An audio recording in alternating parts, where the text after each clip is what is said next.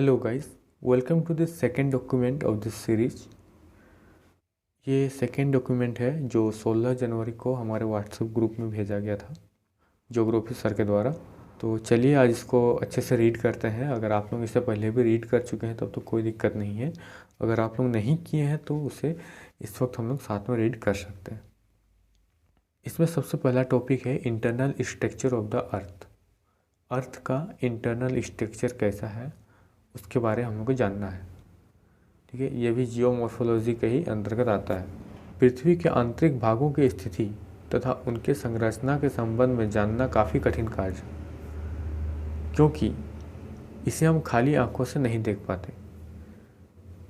पृथ्वी के आंतरिक भागों का अध्ययन भूगोल का विषय नहीं है, बल्कि यह भूगर्भ शास्त्र का विषय है। देखिए, नोटिस करने लायक एक पॉइंट है जो हमें अभी मिला है। पृथ्वी के आंतरिक भागों का अध्ययन भूगोल का विषय नहीं है, बल्कि यह भूगर्भ शास्त्र का विषय है। ये एक इम्पोर्टेंट पॉइंट हो गया जिसे हम लोग को नोटिस करना चाहिए। फिर भी पृथ्वी के आंतरिक संरचना के संबंध में हमें जानना अति आवश्यक है, कारण भूगर्भिक संरचना के आधार पर ही धरातलीय गठन का अध्ययन किया जा सकता है।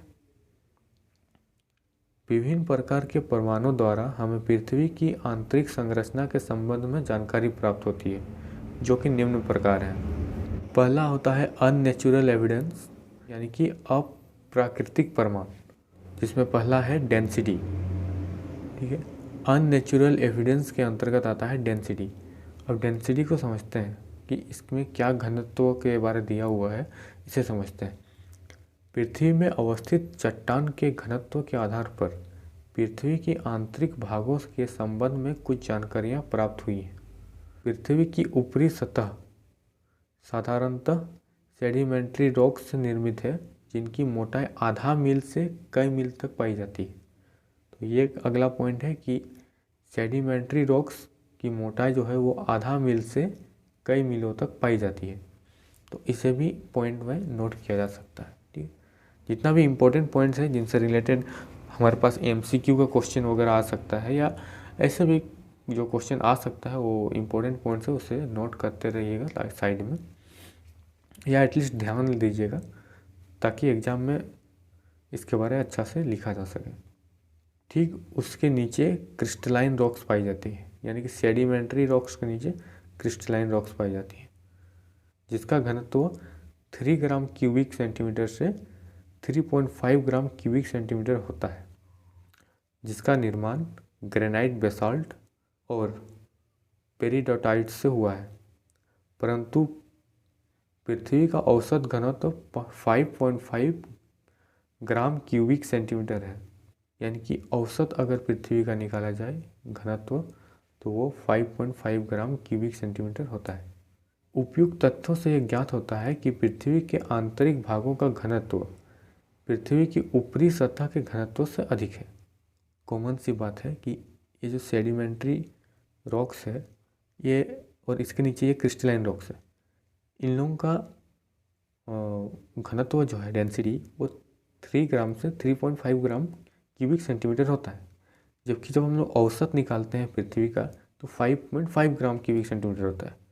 तो औसत मतलब क्या हुआ, अगर हम लोग को 2 या 4 नंबर का हम लोग को औसत निकालना है तो क्या करते हैं, पहले नंबर्स को जोड़ते हैं आपस में, और जितने नंबर्स का औसत निकाले हैं जो वैल्यू आ रहा है उससे उस नंबर के थ्रू हम डिवाइड कर देते हैं।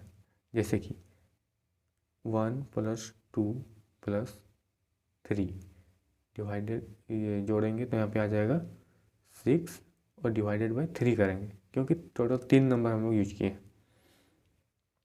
1 नंबर, 2 नंबर और एक ये 3 नंबर। तो क्योंकि 3 संख्याएं हम लोग यूज कर रहे हैं तो 6/3 होगा। तो इसका औसत कैसे निकलेगा, इसका औसत निकल जाएगा 2। ठीक है, तो इसका मतलब हम लोग ये बोल सकते हैं कि अगर पृथ्वी का औसत 5 है और इससे पहले यानी कि शुरुआती चट्टानें जो हैं सेडिमेंट्री रॉक्स और क्रिस्टलाइन रॉक्स, इनका औसत 3 है, तो इसका मतलब 5 के नीचे, यानी कि इससे अंदर साइड जो ज़मीन के और भी नीचे चले जाएंगे हम लोग, तो वहाँ पे 5 से एक बड़ा डिजिट मिलेगा ना, 5 से बड़ा 7 मिल सकता है या 8 मिलेगा, ऐसे कोई डिजिट मिलेगा, तभी तो इन सबको जोड़ेंगे और डिवाइडेड बाई 3 करेंगे, तो हमारा जो औसत वैल्यू आएगा डेंसिटी वो 5.5 आएगा। इसीलिए हम लोग ये चीज़ समझ सकते हैं कि पृथ्वी के आंतरिक भागों का घनत्व पृथ्वी की ऊपरी सतह से अधिक है। पृथ्वी के आंतरिक भागों का घनत्व अनुमानिक 11 ग्राम क्यूबिक सेंटीमीटर है, जो पानी से 7 से 8 गुना भारी है। 1950 में सैटेलाइट द्वारा पृथ्वी के औसत घनत्व को मापा गया, जिसमें घनत्व का परिमाप 5.517 ग्राम क्यूबिक सेंटीमीटर बताया गया। धरातल का घनत्व 2.6 से 3.3 ग्राम क्यूबिक सेंटीमीटर तथा पृथ्वी के आंतरिक भागों का घनत्व 11 ग्राम क्यूबिक सेंटीमीटर माना गया है। ठीक है, अब इतना ये सबको जितना हो सके नोट करके रख लेना है। अननेचुरल एविडेंस के ही अंतर्गत हम लोग पढ़े डेंसिटी, और इसी के अंतर्गत एक और पॉइंट है प्रेशर। प्रमाण है कि दबाव बढ़ने के साथ साथ घनत्व बढ़ता है। ये चीज़ तो हम लोग पढ़ चुके हैं इससे पहले भी। पृथ्वी के आंतरिक भागों में क्रमिक रूप से बढ़ता हुआ घनत्व के कारण ही पृथ्वी के ऊपर दबाव भी बढ़ता है। पृथ्वी के ऊपरी भाग का दबाव कम तथा आंतरिक भाग का दबाव अधिक पाया जाता है। ठीक है, इसे अंडरलाइन किया जा सकता है कि पृथ्वी के ऊपरी भाग का दबाव कम तथा आंतरिक भाग का दबाव अधिक पाया जाता है, और इसी दबाव के कारण पृथ्वी का आंतरिक भाग न तो ठोस न तो तरल है।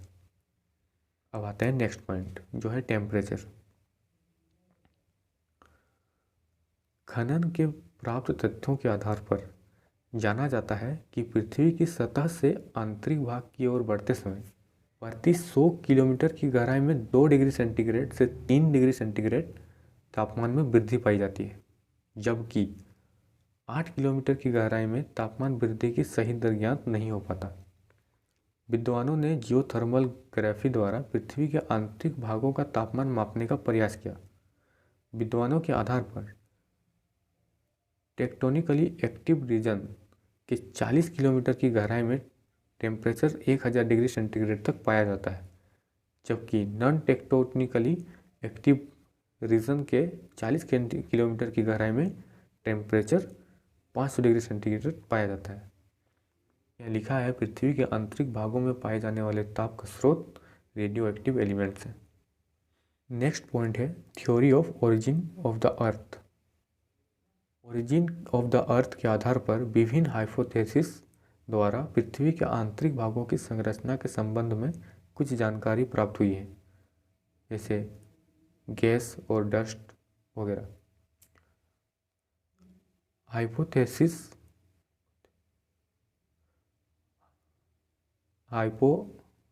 हाइपोथेसिस के आधार पर पृथ्वी का आंतरिक भाग ठोस है।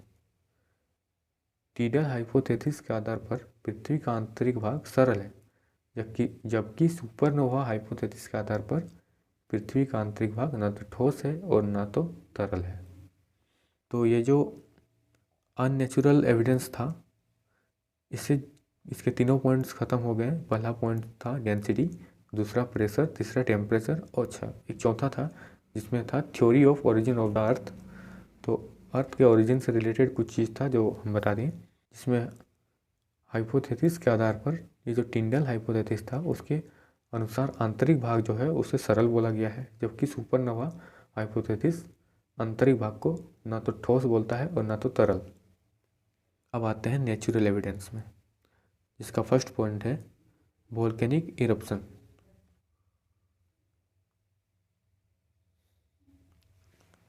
यानी कि पृथ्वी के अंदर से जो लावा निकलता है उसी से रिलेटेड, यानी कि ज्वालामुखी के बारे में हम लोग इसमें बात करने वाले हैं, जो कि नेचुरल एविडेंस के अंतर्गत आ रहा है।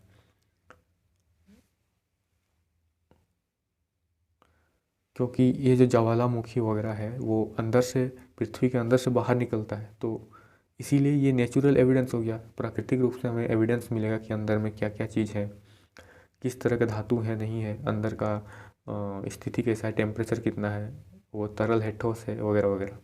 इसीलिए इसको नेचुरल एविडेंस बोला गया है। पृथ्वी के सतह में पाए जाने वाले ज्वालामुखी उद्गार लावा से पता चलता है कि पृथ्वी का आंतरिक भाग तरल अवस्था में है। ठीक है, जो ज्वालामुखी पृथ्वी के अंदर से आता है, निकलता है, उससे वो पता चलता है कि पृथ्वी का आंतरिक भाग जो है वो लिक्विड में अवस्था में है, जिसे हम मैग्मा फील्ड भी कहते हैं। परंतु पृथ्वी का आंतरिक भाग में अत्यधिक दबाव के कारण वह तरल जैसा महसूस नहीं होता, क्योंकि अंदर में प्रेशर ज़्यादा रहता है, जिसके कारण तरल जैसा महसूस नहीं होता। अगर पृथ्वी का कोई भाग कमज़ोर पड़ता है तथा वो बाद में दरारों में परिवर्तित होता है, तो उस स्थान में मैग्मा फिल्म में संचित मैग्मा लावा के रूप में धरातल पर पहुंचती है, जो तरल अवस्था में पाए जाते हैं। तो ज्वालामुखी कब होता है?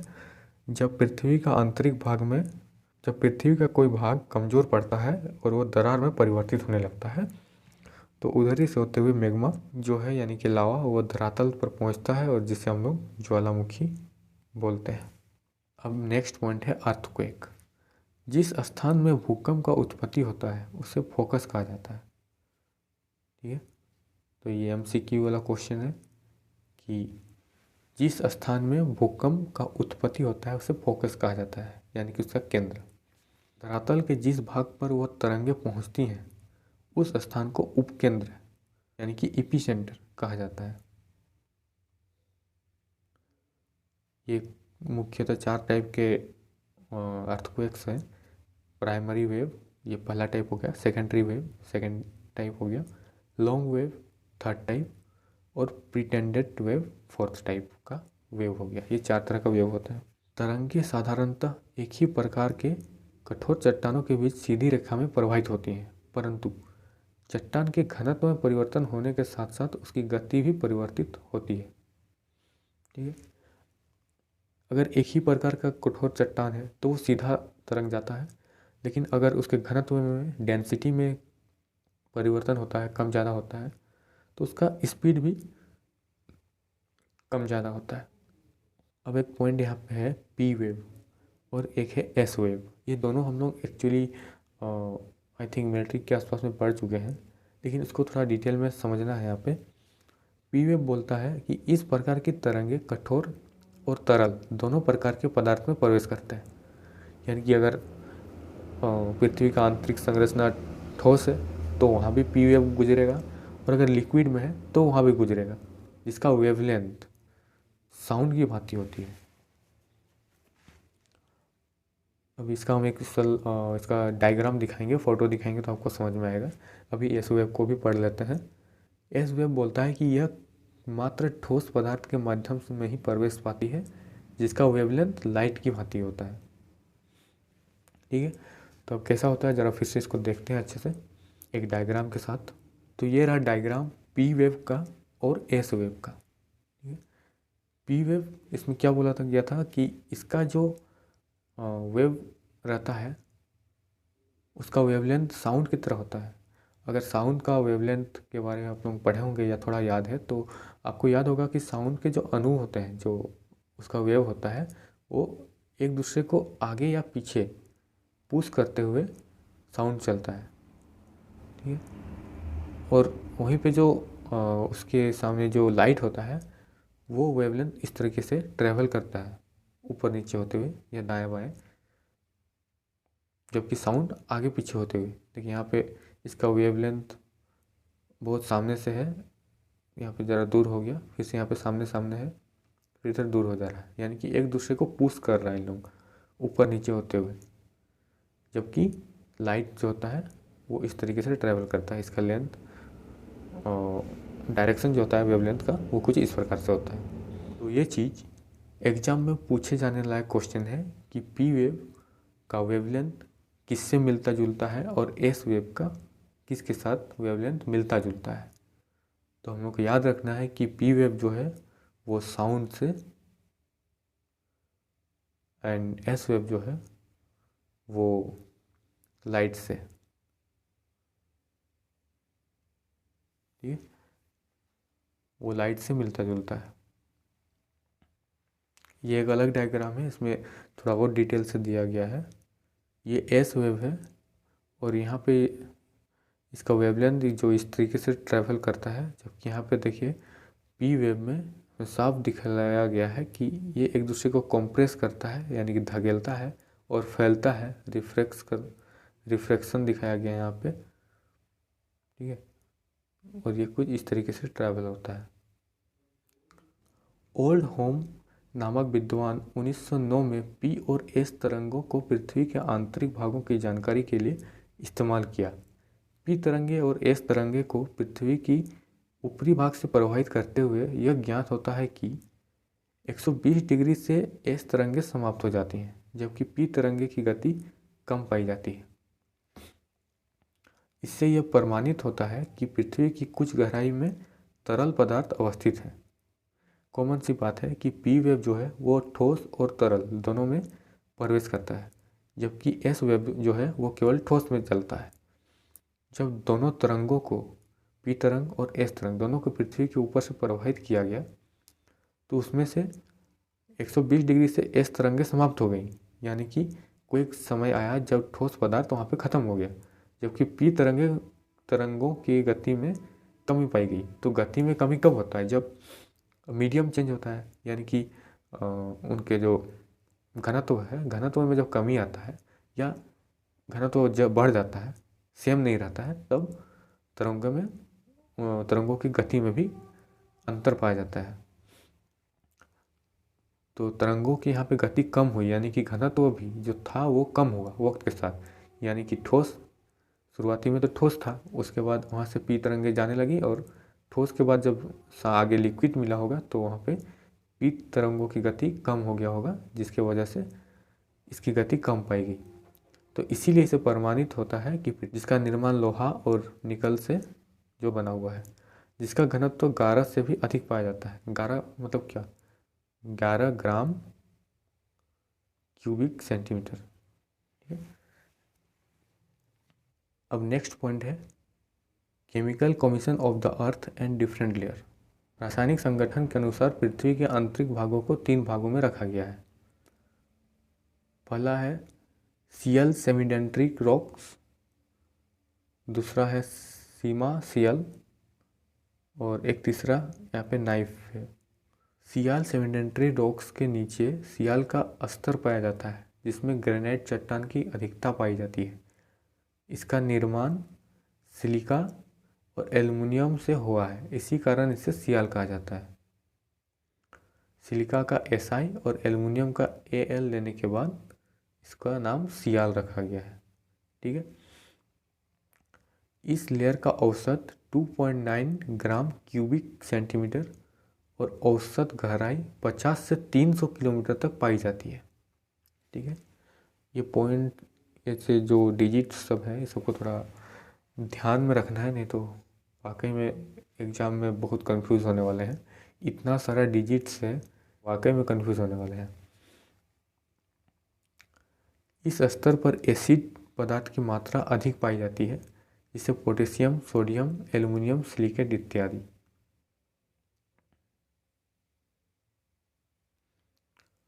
सेकेंड है सीमा सियल, ठीक है। सीमा सियल के नीचे का लेयर को सीमा कहा जाता है। इसका निर्माण सिलिका और मैग्नीशियम से हुआ है, इसी कारण इसे सीमा कहा गया है।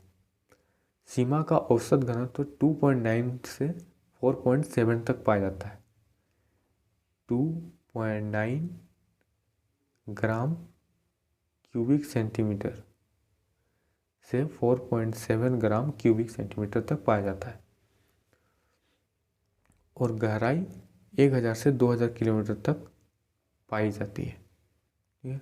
इस भाग पर मैग्नीशियम और कैल्शियम पदार्थ की अधिकता पाई जाती है। नेक्स्ट है नाइफ, अच्छा सॉरी नीफे, ये नीफे पढ़ाएगा।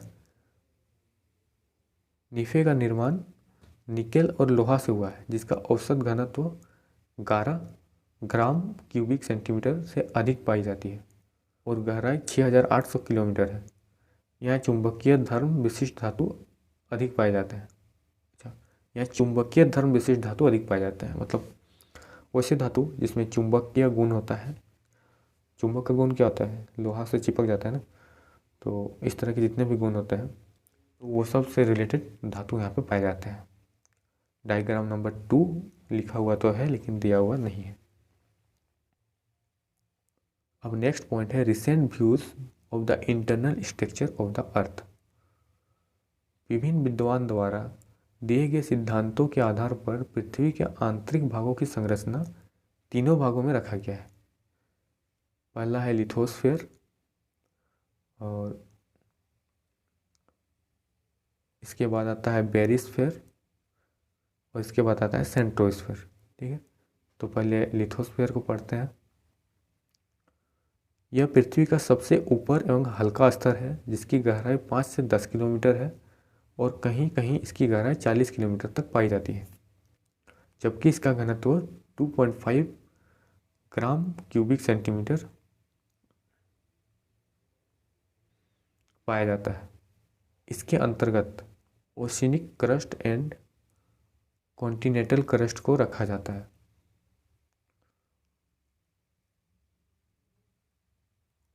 नेक्स्ट पॉइंट है पेरिस्फीयर।